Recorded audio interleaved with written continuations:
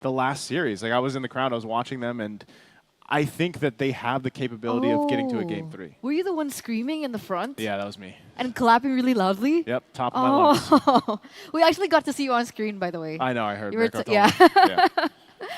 But yes, again, Tunisia's game earlier on, as you were mentioning, it was so much cleaner, right? Their execution was clean. Yep. Their drafts were great. They understood how the laning phase would have worked and how their composition was supposed to be implemented in the game.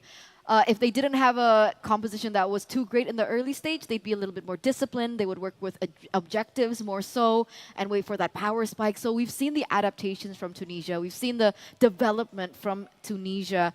And hopefully that's enough, right? Hopefully that's enough to take this away from Egypt. And that's why I always say, like, when you have this kind of story, because typically, at least, you know, from the matches that we and the tournaments that we've been involved in here at Turna, up to, you know, all around the past year of competitive play, like usually when you get to a grand final, you have 2 powerhouse teams, right, that we're used to seeing going head to head.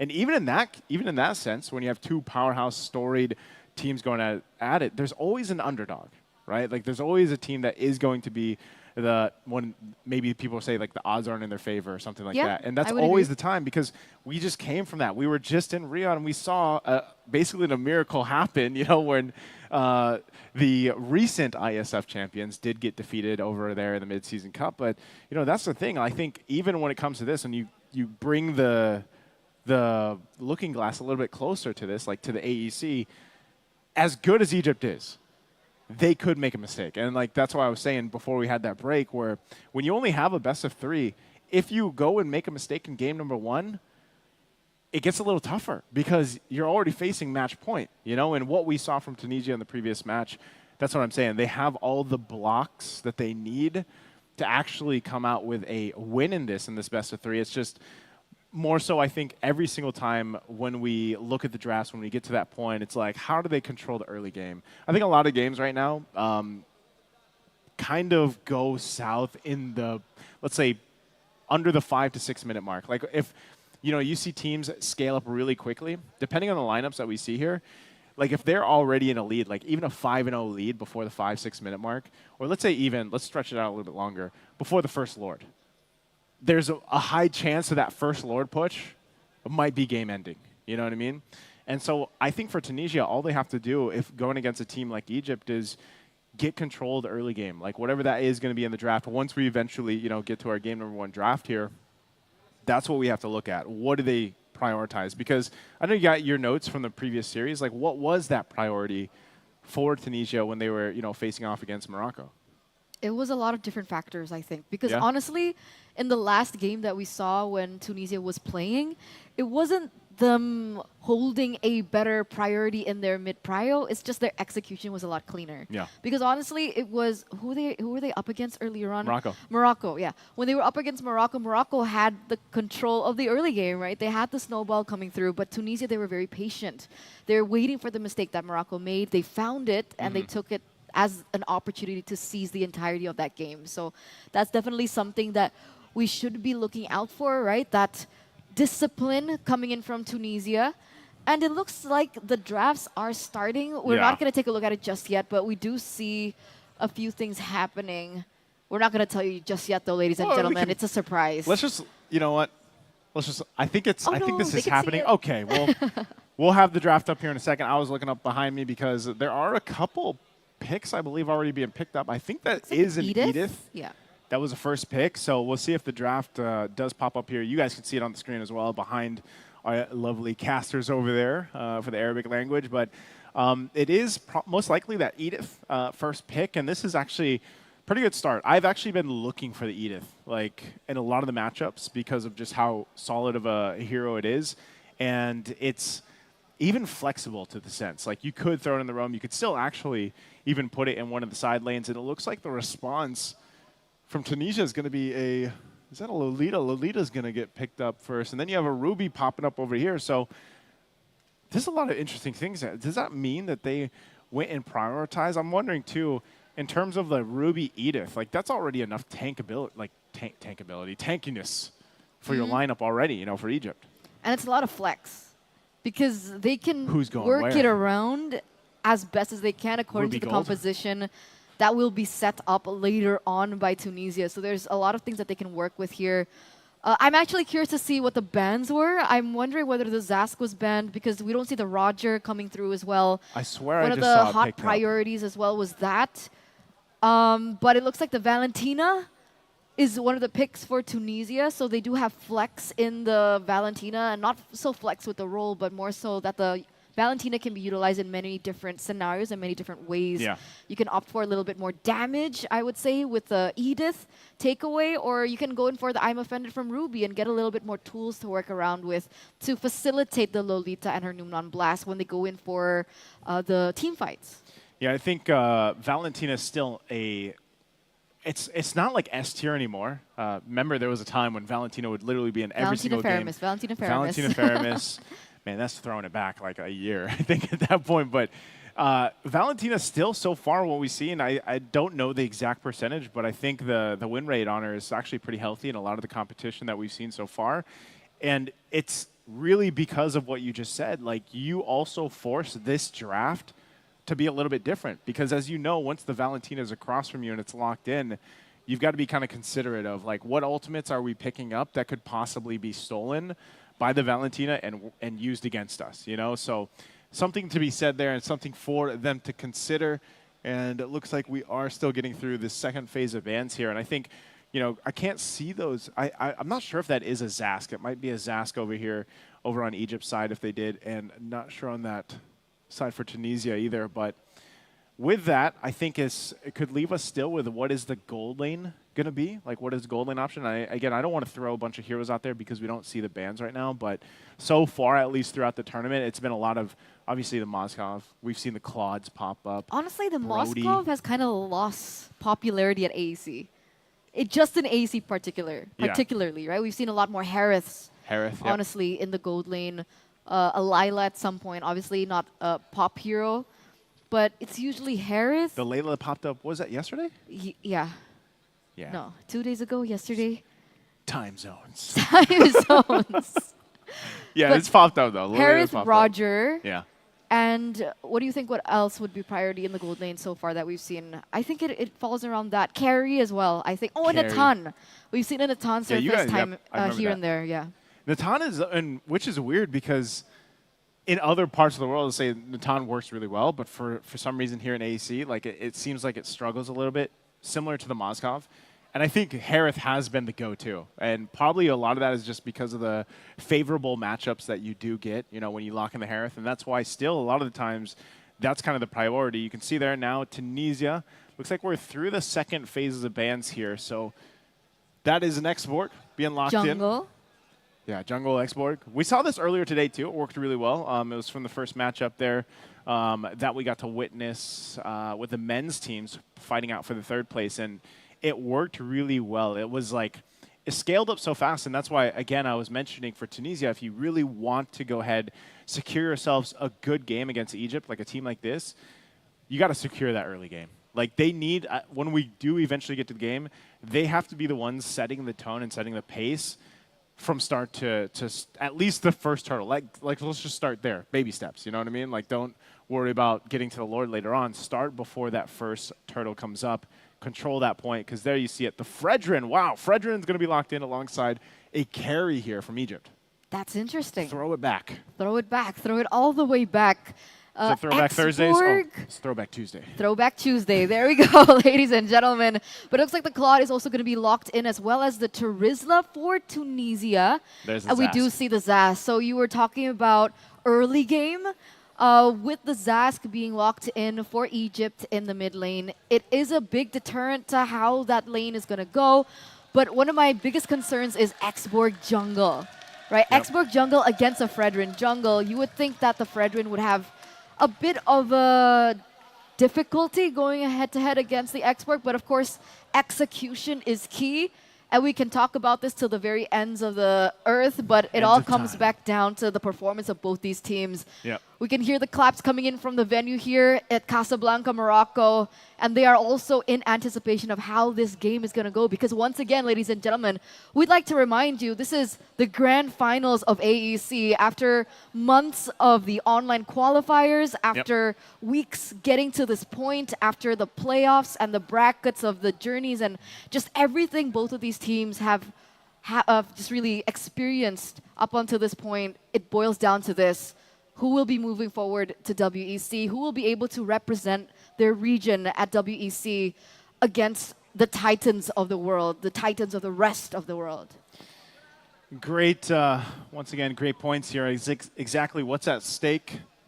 And I know, the players are probably either still loading or getting situated here. And I can't wait to actually jump into the game because the other thing I wanted to look at, because we already get a glimpse of the heroes that they placed, the battle spells, was the emblems. Like what, and I feel like there's always a time. I know there's a lot of analysts out there, like even viewer analysts, that love to see. Oh, is that a glimpse? Okay, we did get a glimpse, by the way, of the bands. So we get a glimpse of that. So there was actually quite a few.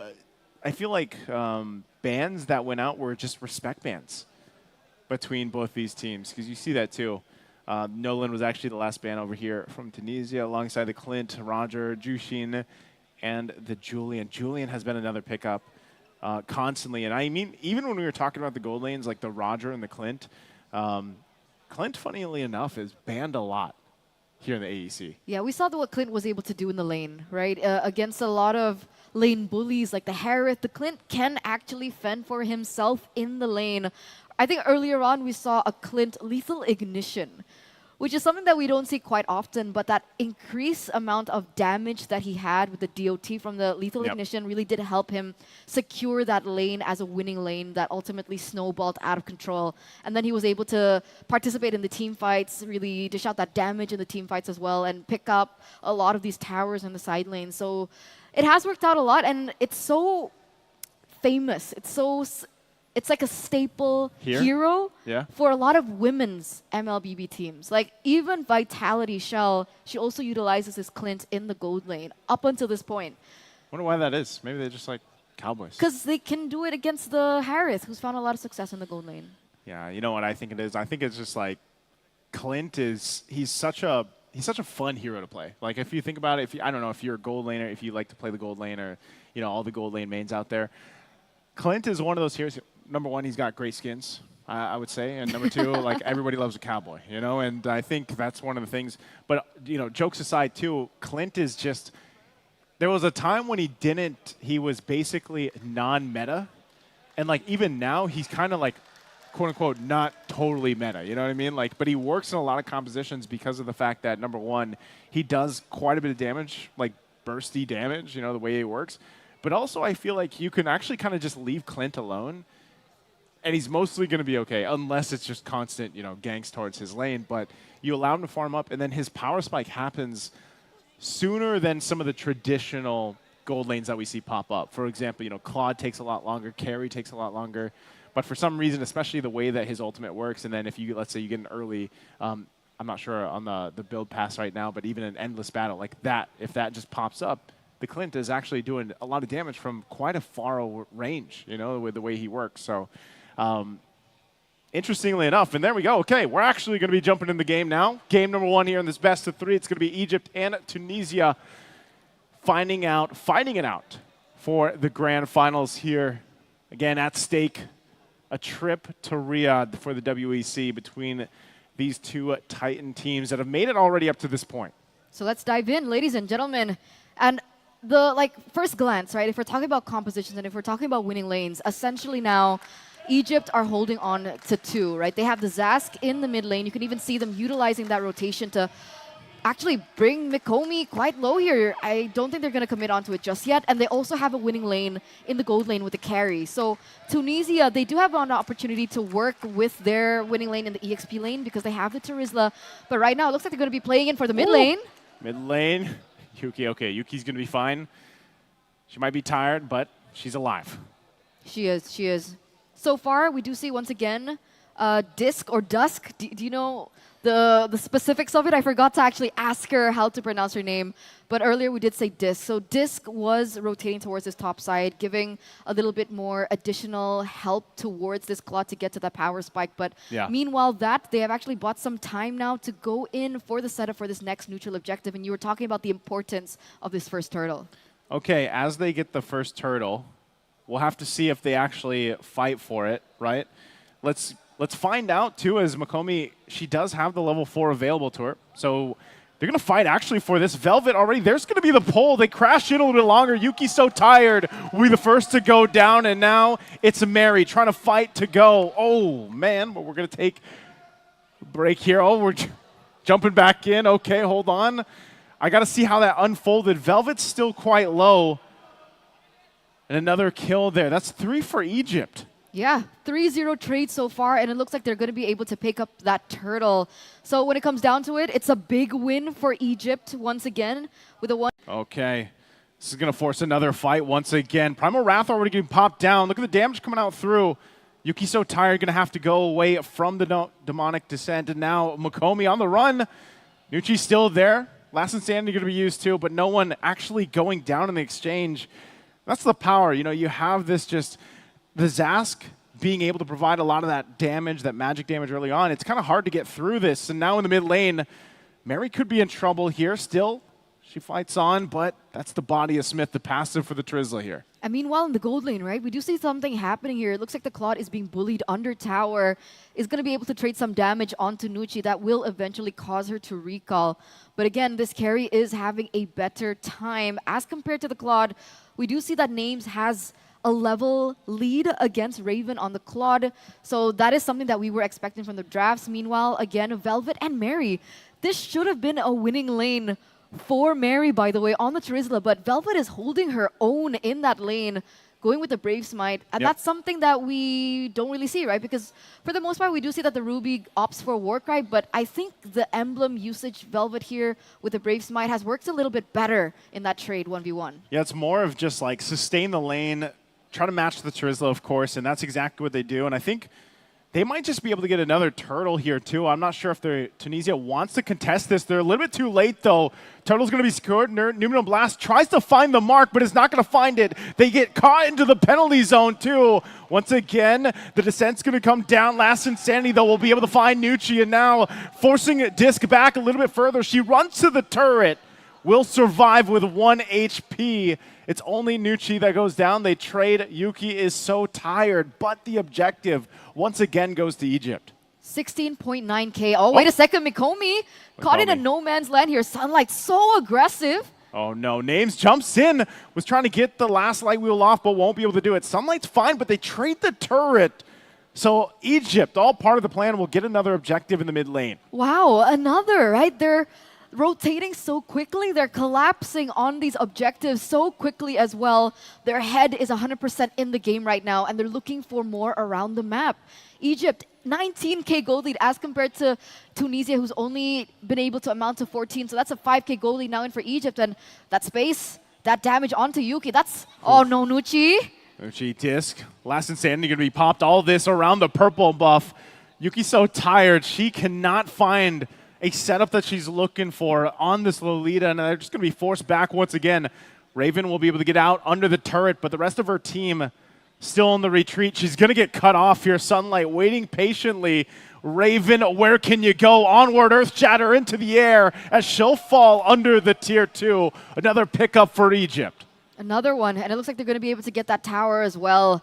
Egypt picking things up left, right, and center. Wait a second, that's a Diamond Fennec that connects. Still in the mid lane once again. Yui there on the back side, but Mikomi goes down. Still fighting under the turret. They don't care. Egypt's going to force the fight. Another Onward will throw Mary over, and Disc is going to be next as 4 fall for Tunisia. Double kill for Names, and that's another turret. Tier 2, that will fall. Again, Velvet, the I'm Offended connected, and the way that everyone collapsed was amazing. Chemistry, synergy, throw all the synonyms on the board because that play was insane, and they only traded Velvet's life for it, right? She was tanking in the tower damage, and they traded 4 members for that. So it's, again, a huge value once again for Egypt. And if we take a look at both of the junglers here, Sunlight at level 10, Dusk is not too far behind. It's a 1 EXP gap, and there is still an opportunity for Tunisia to look for a steal, but because of how far behind they are, I'm not really sure if that's the best way to get to this. Mary, okay, she still has a flicker, but the flicker in from Names. She was trying to pick up the kill too, but they force it a little bit longer. Earth Shatter in. They go in, pick up the kill. Mikomi's going to go down and still fighting over the turret. Yuki's so tired. She's forced back. Look at the damage coming out from Yui. She has no choice but to go heal up, and now they'll take the signal to take the Lord. Down a member, Mikomi not going to be able to join this fight, and I think they just have to give it up. And remember, right, 8 minutes. It's only been 8 minutes, and Names has already secured her Holy Trinity. DHS earlier being brought into her kit. So alongside with all that damage that she was already having, that true damage in addition on the carry, she's now ready to be that core fundamental in the team fights that they're going to be heading into soon with the Lord being pushed in. Egypt, 8 minutes in, 9 minutes in, still holding on control. Okay, at this point, with Lord coming down the mid lane, you know, you're down 9,000 gold here for Tunisia. How can they make this work? How can they stay in the game a little bit longer? This is what I was saying, too. You get to this kind of deficit, First Lord, it could possibly be game-ending. Numenum last, only going to find Sunlight. I'm not sure if that's exactly what I want to commit to. Earth Shatter onward combination already going to be used. Yuki's so tired will be deleted off the map, and they get zoned out by Velvet once again. Penalty zone, the last stand here is going to be used, but it's a double for Yui. And now the turret is going to be worked on. Lord's still up, 4 members down. It's only Raven left alone. And she has to watch the team, the base. It's going to be worked on. There's nothing she can do. But watch as Egypt will take game number 1 under the 10-minute mark. Under 10 minutes, Egypt take control and are going to be leading this best-of-3 series in the grand finals here at AEC against Tunisia. That final moment when Raven was alone and all she could do was watch, it was essentially her on stage, right? She was alone on stage as well. While all her other members and all her friends were setting up, and she was the one that had to figure out a way, but it wasn't enough, man. She couldn't defend it alone. She didn't have the ultimate popped in. She didn't have the blazing duet to try and clear. Not enough time. It was a big steamroll for Egypt, and did you see the faces of the Egyptians, man? See Velvet, I mean, she's locked in. She's locked in. She's feeling it. She's cold. She's locked in right here, and again, this is... You know, the crowd is here for Egypt too, and they're just, once again, this is a team that has a ton of experience lately. And if you just look at the game, the way that this was played from start to finish, it takes certain teams with that kind of synergy to make it work under the 10-minute mark. You know, this is something that we have seen even in the men's games here up to this point. It's just like some of the games are ending from that 8 to 10-minute mark, and, you know, clearly these ladies have gotten the synergy. They've played together quite a bit. And it shows here in game number 1. And I think really when you look at it and try to find like where could Tunisia kind of fought back into this game? You know, where would they find a winning moment for them? And that's always the question when it's a game that's very one-sided, because you're constantly asking yourself, how can we find a way to get gold in our pockets without risking too much? Because once those bounties build up, I mean, look at the disparity in terms of gold here, the gold difference, right? You would have to risk so much to get 1 member of Egypt down. And this is why the Zask is so important. The Dominator's Descent is just, it's, as personally as a mid player myself, like I hate playing against the Zask. Because you can throw so much at him, and then he just pops that, pops the ultimate, and he's got a whole nother health bar you have to go through, right? Not to mention just tons of damage. And you can see this because Yui, she does get the MVP here, 4-0-12, absolutely insane. And that's the thing, man. Like, when you're looking at how the game unfolded, I just feel like they were choked out, and Tunisia really didn't have a opportunity. Sorry to cut you off there. Is this right? And we're back, ladies and gentlemen, to the grand finals of the MLBB Women's here at AECX ISF. And here, back again in this best of three, Egypt are still holding that first point. And on the caster desk, it's me again, Eterna, alongside with Naisu, and we will be accompanying you throughout the entirety of this grand finals. The entirety of it, you know, we're getting through it. Game number one, if you guys missed it, it was, again, pretty strong, pretty dominant here. I think this is what we were expecting, obviously, from Egypt. And really, when we got to see what they pulled out in the draft, and it's about as standard, I would say, as it can be. I think any team that is getting that Zask is going to be tough to deal with, number one. I know that wasn't the build that we saw earlier on. You know, we even asked you, was that the right build? But either way, regardless of the build, it was just like this lineup from Egypt. They know what they want to draft. They know the win conditions, and they made it work. And it was a very quick game, you know. And I think if you're Tunisia, again, looking at it, it's always the same thing that I was saying before even game one started was they need to be able to control the early game.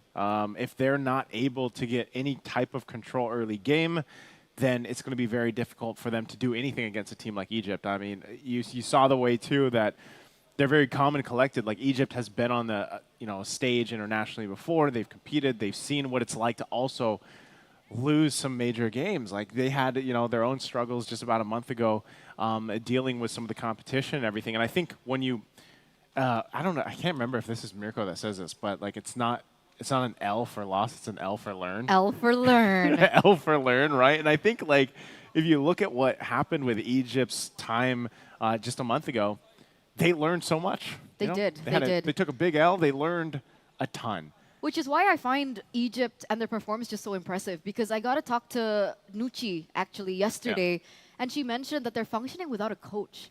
So the way that they've been drafting so far has been impeccable, right? And I think we were talking about how they were able to get that decisive victory in game number one. And it really goes to show that their drafting is so intelligent. They were able to get 2 winning lanes. Yeah. And unfortunately, earlier on, Tunisia weren't able to utilize that 1 winning lane that they had. And then they had to fall into the snowball pattern coming in from Egypt in the early stage of the game. So now, coming into this draft, ladies and gentlemen, game number 2, match point, championship points, actually. Tunisia are going to respect the Zask this time around, right? A Zask has been banned out, the Terizla with it. And Egypt's response is equally as threatening. Jushin banned out as well as that Roger. Man, I swear I've only seen Jushin picked up maybe once, at least for the stream games. For the most part, it's still relatively banned out. But if you look at other parts of the world, a lot of times they're actually letting the Jushin go through, because there's actually been I remember back, just maybe last month when we were really wondering, like, how is Jushin going to play into this meta? And she was very strong, like, if you remember, right when she was allowed to be picked up.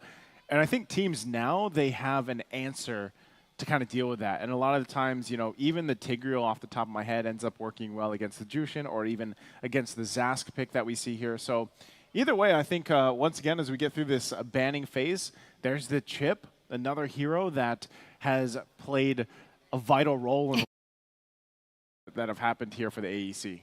Yeah, Chip is going to be respected away now for Tunisia. And now Egypt, what are they going to be banning out, right? Because we've seen a different flavor of priorities. We've seen the Hylos being banned out in the first phase. We've seen, what else? First phase? Mostly. Some gold laners? Ling has also been a priority ban. Moskov as well. So we're going to see what Egypt decide here. What do they think is a priority ban for them, especially going ahead to get it against Tunisia? You're going to throw me off too. Tunisia. And it's the Edith. So that's a important ban as well, right? The Edith has found a lot of success. We've seen it being a lot more popular in MWI, at MSC as well. The fact that it's so flexible, the fact that it has damage as well as utility capabilities. But then they left the Julian open for grabs. So the Julian is going to be picked up now for Tunisia, and Egypt go ahead and go with the Ruby and the Hylos, the wombo combo here. It's already scary, because anytime you have the Hylos pop up, like, it's weird, because how fast this Centaur, I think it is Centaur, has, like, risen up in ranks in terms of, like, the picks. like he's on his own glorious pathway to the tier list, you know, and he's so detrimental to the opposing team dealing with a Hylos, and then you throw a Ruby on top of that, and which, mind you, is flexible, still adaptable, at least with the Ruby. You don't know exactly 100% sometimes where this is even going. You know, it could go in the XP like we have seen, and it could also go in the gold lane. We've seen gold lane Rubies too, but this is the answer right now. When have we seen a CC pop up? I feel like it's been a minute. It's been a while. Maybe in a couple times up through the group stages or even the online qualifiers, but CC has just fallen off, you know, as far as XP laners go. I agree. I think the CC is... I think the last time I saw the CC was Fnatic Onyx pick it up at SPS, but it didn't really work out the way that they wanted to. It was Lutpi playing the CC in the EXP lane. We've seen CC being flexed into the gold lane time again, but again, not too much of a good win rate with it. So, but Tunisia here, they're doubling down on the fact that, okay, we see Egypt's composition. We know how sustainable they are with the Hylos that will go, you know, COD, Thunderbelt, and just have that sustainability coming through. And they have the Ruby as well to boot. So that's a lot of HP that they need to, you know, take under control. And so they pick up the carry, they pick up the CC. It's very understandable. And if the Ruby does get flexed, technically there is still a possibility that the CC could work in the EXP lane against the Ruby. And now they pick up something like the Nolan here for Egypt. So Nolan jungle for Egypt this time around. Nolan is still, for me, it's such a niche pick. Like, you really have to be able to make it work. We saw this in the men's games earlier today. The Nolan was brought up. You would think that some of the times that you know, you're kind of overextending, trying to push some of the lanes, trying to cause some havoc, but a lot of times Nolan alone, like, let's just take the fact that he can assassinate really quickly, like some of these targets early on. It's also, he's just very slippery. Like, it's very elusive to catch him and try to lock him down, and I think that's what makes Nolan great in certain players' hands, and we'll see that here, of course, for Egypt. And so really for Tunisia, it's just the same concept. Like, well, how do you deal with that? You already did pretty good. You have a Julian that has a lot of CC crowd control, I should say, because we have an actual CC here. You have a lot of crowd control available to that, and also damage. And it makes me wonder, again, what is the option in the mid lane going to be to pair up with a Julian? Because that's what we see every single time. Anytime a Julian is locked in, it's drafted. You see the likes of, like, some of these burstier mages picked up. You know, for example, earlier on today, we've seen Valentina picked up. You also have seen a Lunox paired with a Julian, which actually can provide quite a bit of early burst damage. And I think that's kind of the way that Tunisia has to go. Once again, is locking down at that early game. What better way than to do it with a solid mid lane option? That solves our answer, though. Harith is going to be picked up by Egypt here. So at least we know, hey, Ruby, yeah, it's probably going in the XP lane, right? It's not going, obviously, going to be flexed anymore to gold lane. And so it leaves us with these last two picks from Tunisia. It's curious why Tunisia didn't find that opportunity to, you know, allow the Claude to go through. Yeah. Right? I think, like, theoretically, it would have been better to ban out the Harith instead of the Claude, because technically the carry is a winning lane against the Claude as compared to now the carry against the Harith, which the Harith should have a better time in the gold lane. So now they have to think about this, right? These last two picks are going to be very detrimental. We were talking about them holding control over that early game. How? How do they hold on to that early game, right? You were talking about that mid lane presence. What's the answer, right? With the Lilia being banned out already, they don't have that as an option. And it looks like they're going to go ahead with this, right? And technically now, Egypt, they have the Valentina option to go head-to-head with the Netherrealm that the Feramis can utilize. But it looks like they're like, no, don't need it. We're just going to use the Vexana, because technically the Feramis is going to allow that composition to clump up, and the Vexana can punish that. The Vexana can capitalize over that when they go in for team fights. Drop the EG, like we like to call it, you know, the Eternal Guard. EG. The EG. I think I forgot who coined that one. It's probably Mirko. Probably, he abbreviates everything. No, it's Leo. It's Leo?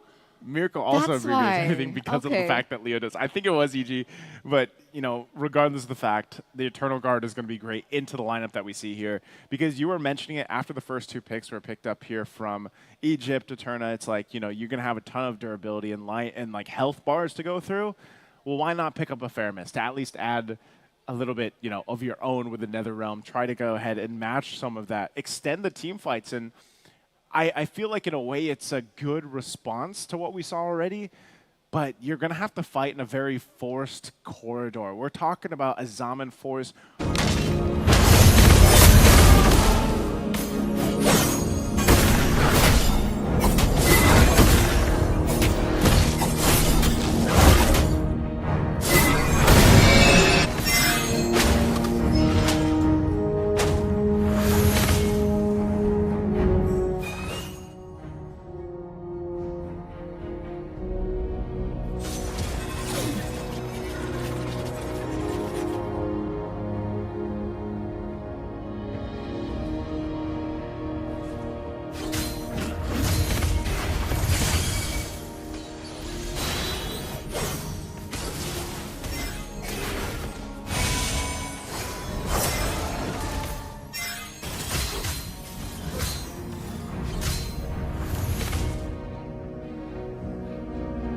And interesting, too, that Velvet's going to run with a flicker here. She's quite low.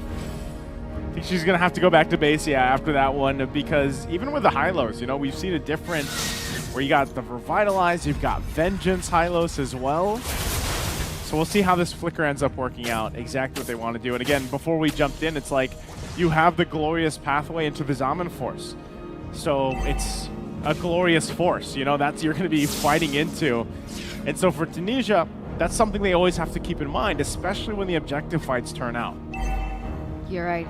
9 seconds left for that objective to spawn here into the Land of Dawn. Sunlight right now at level 4 as compared to Dusk, who's also at level 4, so there is a 50-50 fighting chance. It looks like both these teams are going to be setting up here in the EXP lane as well. All right, they're going to drag. Mikumi goes in for the drag. Still waiting for that level 4, though. Plenty of members of Egypt up there on the top side for this first turtle take. Name's doing work. This is what we expected, though, with the matchup here, Harith versus the carry. Velvet will get the level 4, and that's already Sunlight. Securing the objective. Glorious Pathway going to be dropped down. Oh, Yuki so tired. Still going to be alive. Nether Realm to help her out, but still fighting in the jungle. Eternal Guard going to be dropped down on the members, but Yuki jumps back in, gets multiple flickers out, and now Velvet somehow, someway, still alive. No members going down just yet, and Disc looking for her own kill, but no one from Egypt, despite them being 1 HP, will not fall. Okay, so that's an advantage that Egypt holds. Despite the fact that there were no members taken out of the board, they were still able to get that objective. So if we're talking about early game, technically they do still have control over it. Sunlight level 6 as well, so she is a level ahead of Disc at the moment, and that will give them an advantage when they collapse next on this next neutral objective. So what's the big idea now for Tunisia, right? Do they try to extend as much as they can? Try to wait for Raven's power spike right now? It looks like both teams are going to be rotating towards this gold lane, but Nucci... Wow, everybody there forcing the fight under the Zaman Force. First blood already picked up, and Sunlight will grab another, possibly going for Raven. Sunlight might have more on her mind as she's going to put the pressure here under the turret. Yui there, this part of the fight too, but Mikumi going to hold down the wave. She could be in a bad position here. 3 versus 1, forcing out the Nether Realm. Can she clear out the minions, clear out the waves? It looks like she's going to be okay. So Mikumi holds down the turret without dying too. So Egypt looking for more, but Tunisia, we'll see if they can kind of equalize things here in the lanes. That's a big question. Can they equalize in the lanes? Because despite them not losing that turret in the bottom side, Names was still able to pick up a lot of that gold shield turret, so that will help her extend that lead that she has already against the carry, as well as get to those item power spikes a lot quicker. Dusk already rotating here in the top side again. Both these teams are pushing around this next turtle. Dusk still now going to be able to have the same level. So it really depends on how both of these teams set up. It all depends on Velvet, it depends on Nucci, and there it is, that's the setup. She already used the ammo offended. She's going to back off from it though. Sunlight, there's the glorious pathway once again coming out from Velvet. Sunlight's going to get knocked up into the air there. Eternal Guard's going to be dropped down too, and now Yuki in trouble. Taking a couple of hits, trying to run away from it, but they'll clean up the kill. It's Nushi that grabs it. Turtle still for the taking, less than half health here. Dusk trying to keep it together, and they fight for it, but it's secured by Sunlight again as Yui picks up a kill. Nether Realm going to be used, but it's I'm offended to find 2, and now they're trapped amongst 3 as Mary jumps over the wall. It looks like she's going to be okay, unless Nucci I don't know if she's going to be able to grab it. It's a little too risky. Egypt happy with what they already got. 2-0 traded in, a kill as well as a neutral objective, and it looks like that has propelled them to a 4K gold lead. Meanwhile, again, Names, she hasn't really been inside of the way things have gone just yet. She hasn't really been a part of it, but she is a force to be reckoned with at some point, right? Tunisia, they're going to have to think about this. They're going to have to figure out a way to shut her down, because now 1-0-1 on this Harith, that damage is going to be ramping up, and we'll see that pull through here right now as Nucci looks for another opportunity. Nucci was looking for Yuki. Not going to be able to find her this time, but they know a lot of this information that they're here. Go ahead and just kind of get in the defensive mode once again, relying on the heals too from Yuki to keep Raven okay. Some patience here, of course. Nucci and Names waiting patiently, but I don't think much else is going to happen here. Nucci will go ahead and spot it out. She forces them back still under that turret. Wait a second, Yui? Late, Yui gonna get pulled with the Stampede, and now Disc looking for a kill. The Eternal Guard trying to keep her alive. She will fall the Disc, but there's the return as a double for Sunlight. Now in the mid lane, they'll focus on the turret. Yuki is so tired, trying to get to the fight, but Names is gonna join it. Pop in the Zum and force into the Nether Realm. Gonna get cut off by the Glorious Pathway. They have nowhere to go as Yuki will fall, and still the turret goes down. That's gonna be enough. Egypt will go ahead on the retreat. Turtles up in 10. Nucci. Another control now. Nucci actually figures out of that. Nah, say goodbye to Mary, I think. Mary? Looks like she's gonna be okay. She popped the Vengeance though, but nearly picking up a kill too, so it just seems like Tunisia, you know, a lot of the times they find these multiple members of Egypt down to a sliver of health, but they just can't finish the kills off. Not just yet, but Raven was able to get a trade in the bottom lane there, picking up a tower, so that is a small victory for Tunisia, trying to keep things at bay. And if we take a look at the items here, understandably the damage coming in from Names is already there, right? Feather of Heaven so far, she doesn't even have her core items just yet, and that's already how much impact she has in these team fights. Meanwhile, it is going to take a little bit more time for Raven on this carry. I do believe she has one item, the Corrosion Scythe, on the way to her second. I believe it's a DHS. But absolutely no fight, no contest. Egypt going to pick up that next turtle. Now it looks like they want to go ahead and take up this Tier 1. Glorious Pathway once again dropped down. Yuki takes the brunt of the damage, tries to heal up. Motivational Roar going to be used, and then goes in, back for the knockup. She could be in trouble here, as it's already a mega kill for Sunlight. Nucci's going to get punished. Quite low here. They go back to the Tier 2. Mary falls as well, down a little bit further in the bot lane. Names just doing her thing down there, and Sunlight will go ahead and pick up the kill, all under the Tier 2 turret. Egypt just dissecting the defense here from Tunisia. 8 minutes, a 5K gold lead, and Sunlight is on a roll. You were doubting a little bit, right, about this Nolan pick, the fact that it's such a niche pick, but the way that Egypt have utilized it, they've definitely taken advantage of that early game damage and burst potential that this Nolan has. 504, lethal ignition as well, by the way.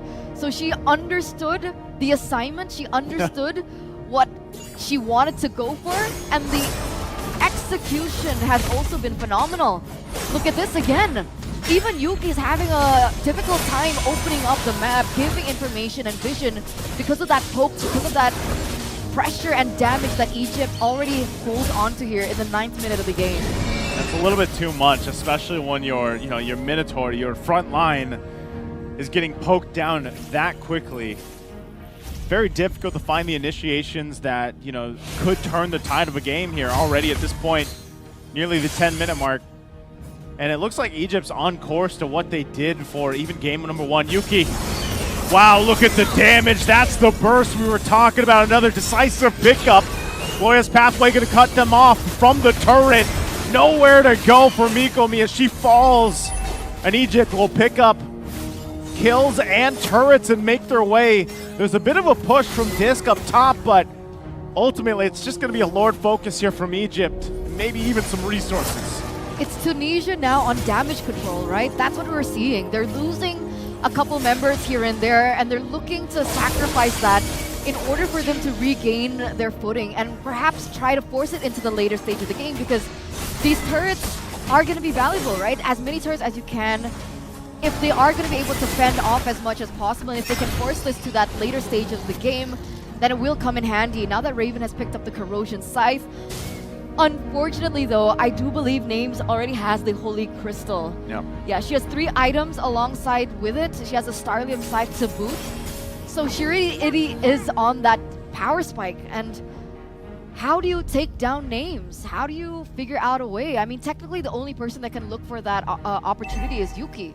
But I believe that the Minotaur is not the best person to rely on if you want to go for a head-on engage. She's really great at counter-engage, but full-on engage, I believe it requires something else, a different tool. And that's the thing. Who's that going to be? You know, at this point, talking about 7,000 gold behind Lord bottom side. Tunisia just trying to hold on to some of the space that they can, but look at this. A Vengeance already going to be popped by Mary. Might have wanted to save that for the base defense too, because right now Egypt getting ready to knock on the door. Tunisia getting ready to knock on the chance to get to the WEC, of course, at the stake here. And now Lord nearly there to the base. It looks like Egypt go ahead and manage the waves nearly perfectly as they get ready to punch one in.